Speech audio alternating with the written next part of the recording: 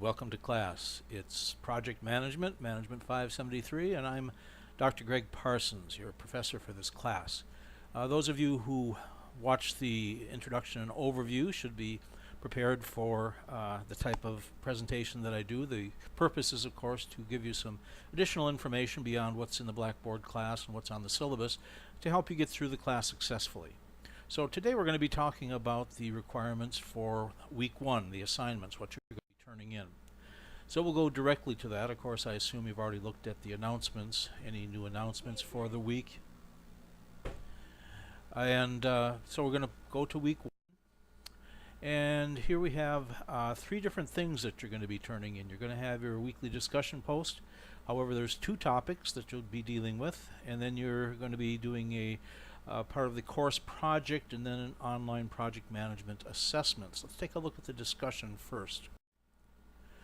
Now, this comes in two different parts. You have topic number one, where you're going to be identifying what you think are 5 critical points to deliver a successful project management process within your current business, where the organization where you currently work, or a place where you formerly worked.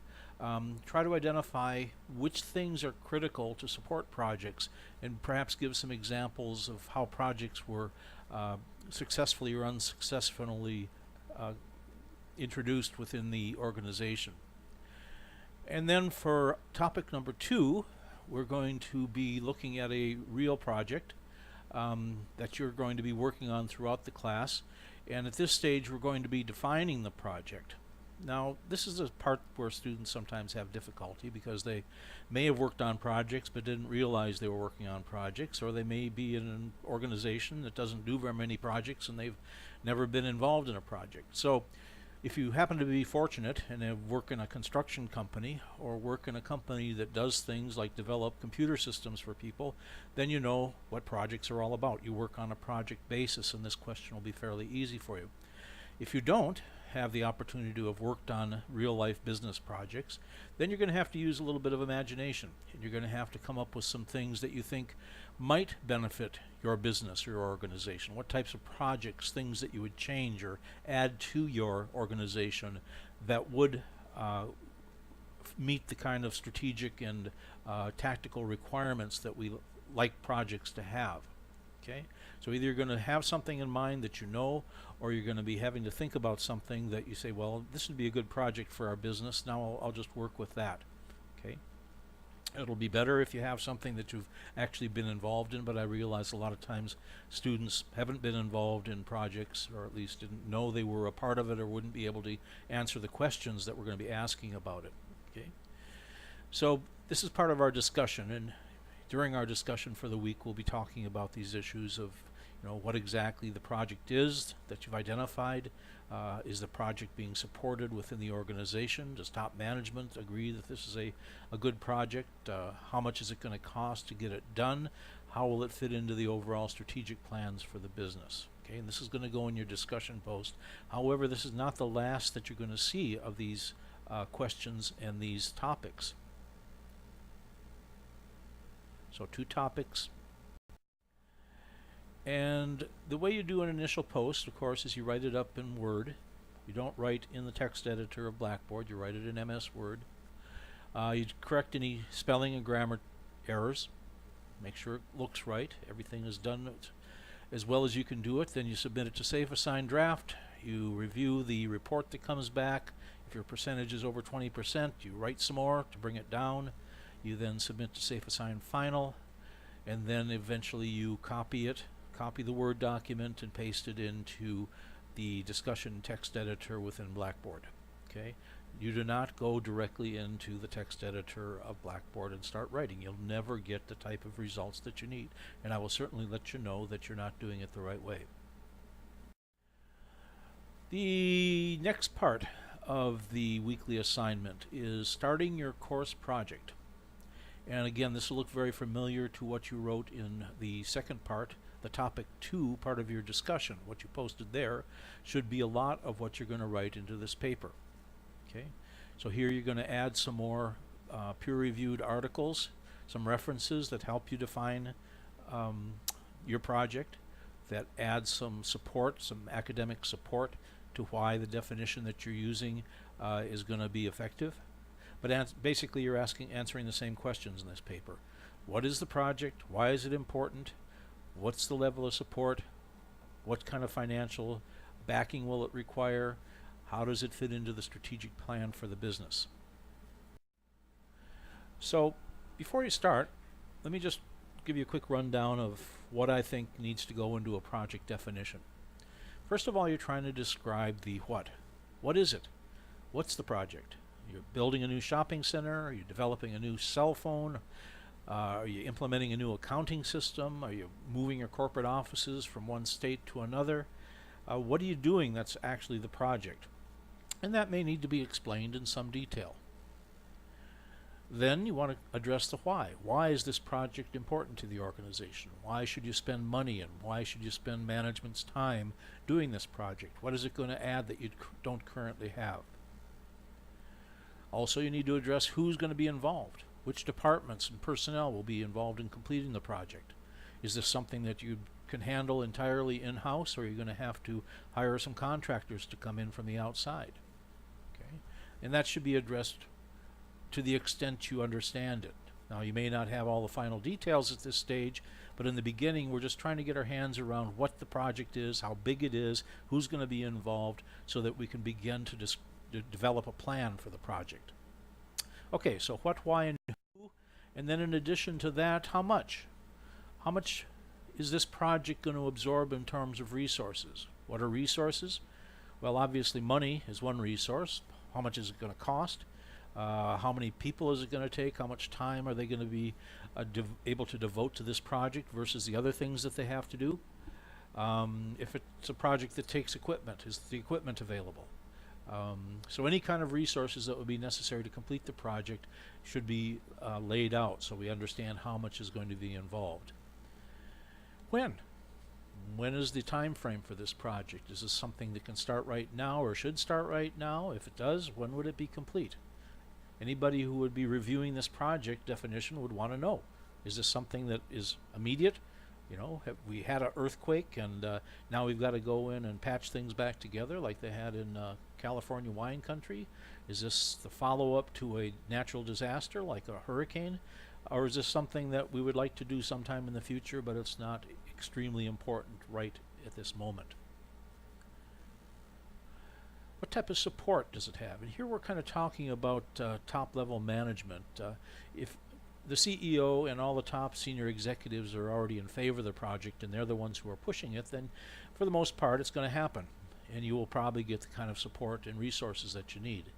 If at this point it's something that's coming from deeper down in the organization, from lower level people, and senior management still have to be sold on the idea, this is going to be a different sort of project and a different sort of process that's going to be involved. So who's on board, who's not on board is important.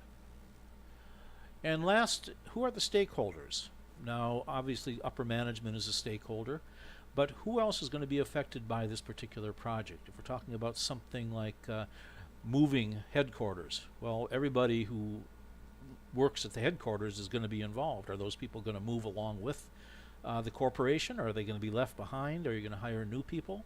If you're installing a new computer system, who's are the users? Who's going to be required to get training for it? What's your transition period from the old system to the new system? And again, how are all these details going to be handled? At this stage for the project definition, we may not have the answers to all these questions, but at least we know these are the questions that need to be answered before we can really start working on the project. And then the last part of this week's assignment is called the Project Management Assessments. And there'll be one of these each week looking at different parts of the overall project management process. So for this one, in Chapter 2, there's a page on page 35 that talks about how project management fits into the overall strategic vision and sense of mission of the organization, how it's related to the process of formulating a project and implementing a project and evaluating whether the project was successful or not.